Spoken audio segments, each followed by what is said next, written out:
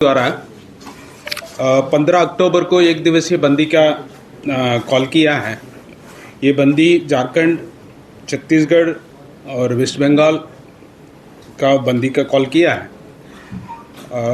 इस संबंध में हम लोग ने जो फोर्सेस वगैरह हैं सबको अलर्ट कर रखे हैं।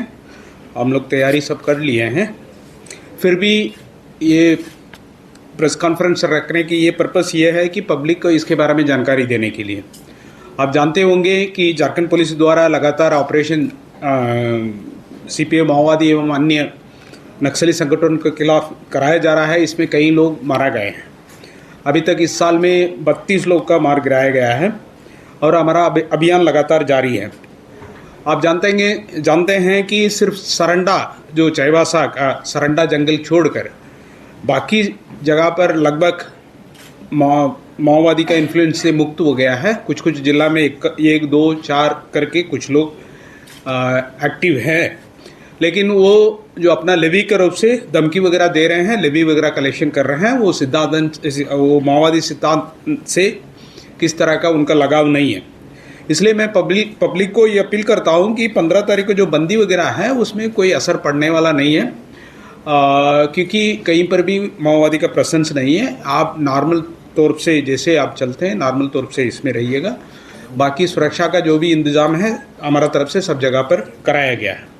सभी फोर्स वगैरह का भी इस संबंध में अलर्ट कर रखे हैं।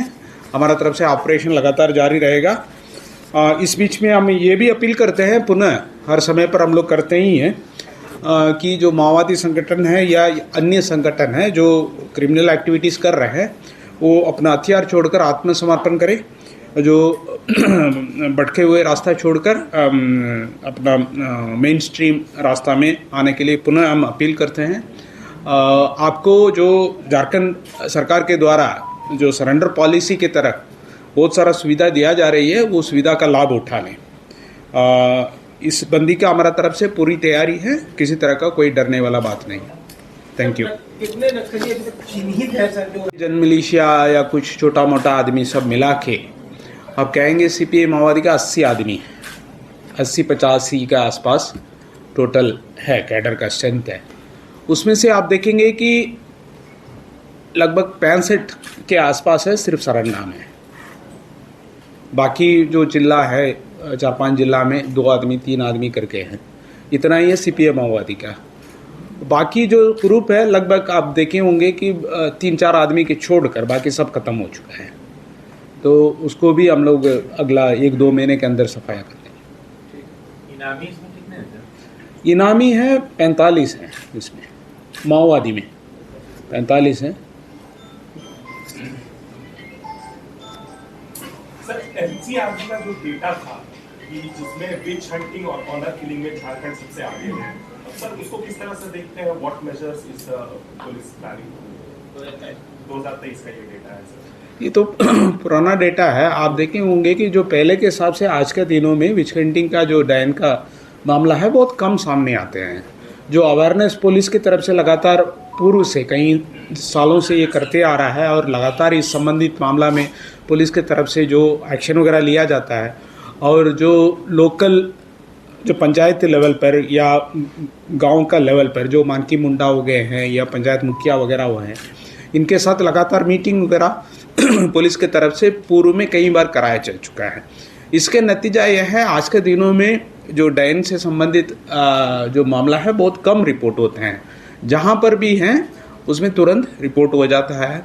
लेकिन हम ये पुनः पब्लिक से ही अपील करेंगे, जो घटना घटने के बाद अपील मतलब उसको रिपोर्ट करने से कोई फ़ायदा नहीं है। इस तरह का कोई भी मामला आपका सामने आएंगे तो तुरंत संबंधित पुलिस स्टेशन में जाके इसको सूचना दे दे, ताकि इसको घटना किसी तरह का मर्डर टाइप का घटना होने से हम लोग रुक पाएंगे।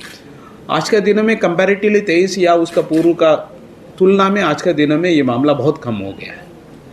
सर बिहार इलेक्शन को लेकर क्या जो नेवर डिस्ट्रिक्ट है जो बॉर्डर इलाके में, उससे क्या कुछ जो पोस्ट हैं जो फेसबुक में वो हमारा सामने आया है, उसमें जानकारी में प्राप्त हुआ है। इस संबंध में एक एफआईआर रांची में दर्ज किया गया है, और जो सोशल मीडिया पोस्ट का खिलाफ जो नियम अनुसार जो कार्रवाई करना है उसको टेक डाउन करना है। उसमें बाकी आगे का जो गिरफ्तारी या बाकी कार्रवाई करना है राज्य पुलिस द्वारा कराया जाएगा। गैंगवर को लेकर के चल रहा है सर, ये धमकी दिया जा रहा है खुलेआम। वैसे तो नहीं आया है। आप तो देखे होंगे कि जो झारखंड पुलिस के द्वारा जो गैंग का विरोध लगातार जो हाल के दिनों में जो कार्रवाई चल रहा है, ये कार्रवाई आगे भी जारी रहेगा, ताकि इस तरह का किसी तरह का गैर कानूनी तरीके से कोई भी आदमी क्राइम करना चाहेंगे तो उनका विरुद्ध कठोर कार्रवाई किया जाएगा। सर, अभी चुनाव जो बिहार का उपचुनाव है तो लेके जा रहा है और किस सोच से लेके जा रहा है? तो इलेक्शन कमीशन ऑफ इंडिया का क्लियर कट गाइडलाइंस है, जो उसको जांच करने के लिए जिला स्तर पर भी ये कमेटी बनता है। वो कमेटी ने उसको जांच करेगा, जांच को बाद उनको ये लगता है कि इस कैश में जेन्युइन है, उनके पास सभी तरीके से डॉक्यूमेंट है तो तुरंत रिलीज कराया जाता है। सपोज उनके पास कोई डॉक्यूमेंट वगैरह नहीं है उसी और बहुत अमाउंट बहुत ज़्यादा है तो इस संबंध में सूचना इनकम टैक्स को भी दिया जाता है। वो डिपेंड करता है किस तरीके से कैश मिल रहा है, किस तरीके से डॉक्यूमेंट उनके पास उपलब्ध है, उसके बेसिस पर इसमें कार्रवाई किया जाता है। इस संबंध में इलेक्शन कमीशन ऑफ इंडिया का clear cut instruction, detail instruction है किसमें क्या करना है, उसके अनुसार कार्रवाई किया जाएगा। ठीक है, थैंक यू।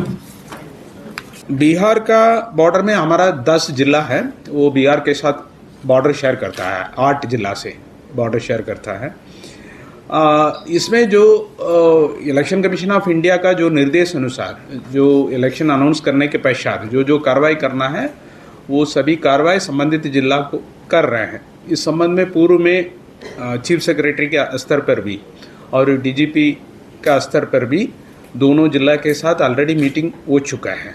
उसके अलावा एसपी और डीएसपी और थाने स्तर पर भी मीटिंग लगातार हो रही है। इसमें 2-3 बात इम्पॉर्टेंट है कि ये कहें कि मिरर चेक पोस्ट का गठन करना हमारा तरफ से, जो उनके तरफ से जो रिक्वेस्ट आया है उसी बेसिस पर हमने मिरर चेक पोस्ट को गठन कर रहे हैं।